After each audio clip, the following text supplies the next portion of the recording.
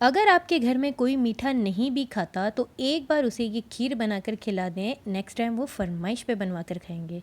ये कोई आम खीर नहीं है। आज मैं आपके साथ शेयर करूँगी किस्सा ख्वानी खीर की रेसिपी। कुछ लोग इसे पिशावरी खीर के नाम से भी जानते हैं। चूँकि ये इसकी शुरुआत किस्सा ख्वान के बाज़ार से हुई है तो इसे किस्सा ख्वानी खीर के नाम से जाना जाता है। बहुत ईजी तरीके से हमारे किचन में ही मौजूद चंद बेसिक इंग्रेडिएंट्स के साथ हम इस खीर को बनाकर रेडी करेंगे और ठंडी ठंडी सर्व करेंगे। मज़ेदार खीर हमारी बनकर रेडी हो जाएगी। स्टेप बाय स्टेप मेरी रेसिपी को देखिएगा, शेयर कीजिएगा और चैनल पर नए आए तो चैनल को लाइक शेयर सब्सक्राइब कर लीजिएगा। तो चलें स्टार्ट करते हैं ज़बरदस्त सी खीर की रेसिपी। तो बिस्मिल्लाहिर्रहमानिर्रहीम, अस्सलाम वालेकुम। कैसे हैं आप सब? आई होप कि बिल्कुल ठीक ठाक होंगे। आज एक और बहुत ज़बरदस्त सी रेसिपी मैं आपके लिए लेकर आई हूँ। तो चलें रेसिपी स्टार्ट करते हैं। एक कोई भी खुले मुँह का बर्तन या पतीली ले लें। सबसे पहले उसमें 1 लीटर हम दूध डालेंगे। ये फ्रेश मिल्क है, आप चाहें तो जो टेट्रा पैक का मिल्क आता है वो भी ले सकते हैं। 1 लीटर दूध को हम मीडियम टू हाई फ्लेम में बॉयल आने तक के लिए छोड़ देंगे जब तक नेक्स्ट स्टेप की तरफ चलते हैं।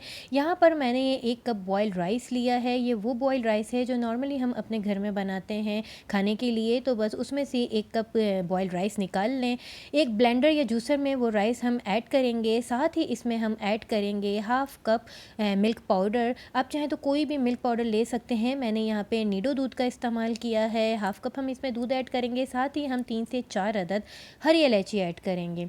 हरी इलायची हम जस्ट खुशबू के लिए ऐड करेंगे, उसका फ्लेवर भी बहुत अच्छा आता है।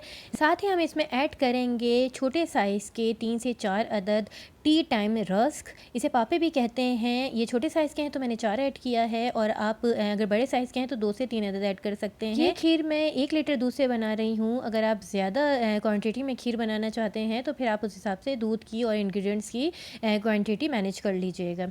इसके साथ ही मैंने इसमें हाफ़ कप पानी ऐड किया है। अब इन तमाम तर चीज़ों का एक हम फ़ाइन पेस्ट बना लेंगे इसे ग्राइंड करके। साथ ही हमने दूध जो चूल्हे में रखा था उसमें भी बॉयल आ चुका है। अब ये तमाम तर पेस्ट हम इसमें ऐड कर देंगे। इन तमाम तर पेस्ट को अच्छी तरह से इसमें ऐड कर लेंगे और स्पैचुला की मदद से हम इसे मिक्स करते रहेंगे। ब्लेंडर को अच्छी तरह से साफ़ कर लीजिए, कोई भी चीज़ ज़ाया ना हो तो ज़्यादा बेहतर है। अब इसमें कॉन्स्टेंटली हम स्पैचुला चलाते रहेंगे ताकि ये चावल जो है नीचे ना लगने पाए। 10 मिनट के लिए मैंने इसे लिड लगा के रख दिया था। देखें काफ़ी हद तक जो दूध है वो गाढ़ा हो चुका है और जो चावल वगैरह का जो पेस्ट हमने इसमें ऐड किया था जिसकी वजह से इसकी थिकनेस काफ़ी कंसिस्टेंसी इसकी थिक हो गई है। यहाँ पे अपनी पसंद से कुछ नट्स ऐड करेंगे। मैं आपको बताती चलूँ, फ्लेम को मैंने यहाँ पे मीडियम टू हाई रखा हुआ है और स्पैचुला की मदद से मैं इसके जो नीचे सरफेस पे अगर चावल चिपक गए तो मैं इसको हटा भी रही हूँ। साथ में ये जो मलाई चिपक जाती है आप इसे भी साफ़ करते रहें जिससे क्रीमी सा एक अच्छा सा खोए का फ्लेवर आता है खीर में। यहाँ पे सिर्फ 1 पिंच मैं सॉल्ट ऐड कर रही हूँ जस्ट फ्लेवर के लिए, ओनली 1 पिंच। इसके बाद मैं इसे चलाती रहूँगी मज़ीद और तकरीबन 7 से 8 मिनट हम इसे थिक होने के लिए छोड़ देंगे लो टू मीडियम फ्लेम में। अब इस रेसिपी का एक ज़बरदस्त सा एक पार्ट है जो इम्पॉर्टेंट पार्ट है वो हम कर लेते हैं। यहाँ पर मैंने टेबल स्पून के हिसाब से देखा जाए तो 7 टेबल स्पून मैंने शुगर को एक पैन में डाला है। साथ में 2 टेबल स्पून यहाँ पे मैंने पानी ऐड किया है। इसे हमने करना है कैरेमलाइज़। चीनी को पहले मैंने हल्का हल्का सा कैरेमलाइज़ होने के लिए छोड़ दिया। जैसे ही कलर चेंज होने लगा तो मैंने इसमें स्पैचुला यूज़ किया है। यहाँ पर मैंने फ्लेम को लो रखा हुआ है। मैं आपको बता दूँ चीनी में अगर आपने ज़रा सा भी हाई फ्लेम कर दिया तो चीनी फ़ौरन से जलना शुरू हो जाती है। तो हमने चीनी को जलाना नहीं है, हमें इसे कैरेमलाइज़ करना है। आप देख सकते हैं चीनी का कलर गोल्डन हो गया है और ये कैरेमलाइज़ हो गई है। बहुत प्यारा सा इसका कैरेमल कलर आ गया है। बस थोड़ी देर इसे और पकाएंगे फिर हम इसे अपनी खीर में शामिल कर देंगे। बस अब ये परफेक्ट कैरेमलाइज़ हो चुकी है हमारी चीनी। तो अब हम इसमें पकती हुई खीर में ऐड कर देंगे। बस इसे खीर में ऐड करते ही हमारी खीर का कलर बहुत ही ज़बरदस्त सा गोल्डन हो जाएगा और ज़बरदस्त सी ये हमारी खीर बस रेडी होने को है। अच्छी तरह से स्पैचुला की मदद से हम तमाम तक कैरेमलाइज शुगर को इसमें ऐड कर देंगे और बस इसे 2 से 3 मिनट फ्लेम में पकाएंगे। इसकी थिकनेस आप अपने हिसाब से देख लीजिएगा। चूल्हा बंद करने के बाद ठंडी हो जाने के बाद भी खीर थोड़ी थिक होती है तो इसकी कंसिस्टेंसी का हमने ख़ास ख्याल रखना है।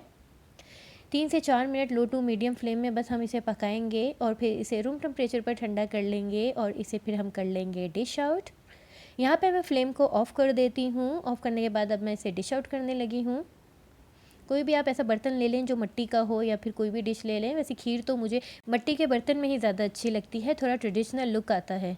बस अब अपनी मर्ज़ी से कोई भी इसमें नट्स ऐड कर दें, चाहे तो क्रश करके या हाथों से काट के, चाहे तो अगर चांदी का वर्क है तो फिर वो भी लगा लें और ज़बरदस्त सी हमारी मज़ेदार किस्सा ख्वानी खीर जिसे कुछ लोग पेशावरी खीर के नाम से जानते हैं, बनकर रेडी हो गई है। तो ज़बरदस्त सी खीर, बच्चे बड़े सबको बहुत ज़्यादा पसंद आएगी और झटपट में तैयार हो गई। तो आप भी बस एक बार मेरे कहने पर इसे ज़रूर ट्राई कीजिएगा। अगर रेसिपी पसंद आए तो अपनी फीडबैक से आगाह करते रहा करें। अल्लाह हाफ़िज़।